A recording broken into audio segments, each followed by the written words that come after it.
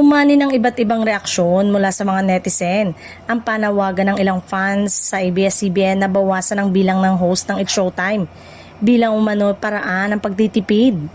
Lumalabas ang mungkahing ito kasabay ng usapin tungkol sa direksyon ng network matapos mawala ng prangkisa noong 2020 kung saan hinihikayat ng ilan ng mas streamline na approach sa kanilang mga programa.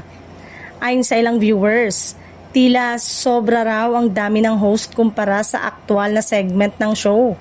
Para sa kanila, nagiging hindi balanse ang programa dahil maraming personalidad ang hindi nabibigyan ng sapat na exposure, habang limitado lamang ang mga bahagi ng palabas na naipapalabas kada araw.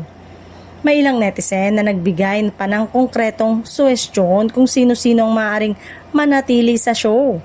Kabilang sa mga madalas banggitin ay sina Vice Ganda, Ann Curtis, Jong Hilario, Vong Navarro, Ami Perez, Karil at Jackie Gonzaga bilang mga pangunahing muka ng programa upang mas maging maayos umano ang daloy nito.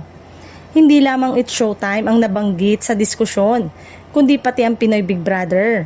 Ayon sa ilang netizen, maaaring pag-isipan din ang format nito, lalo na't sa ibang bansa gaya ng US version ng Big Brother.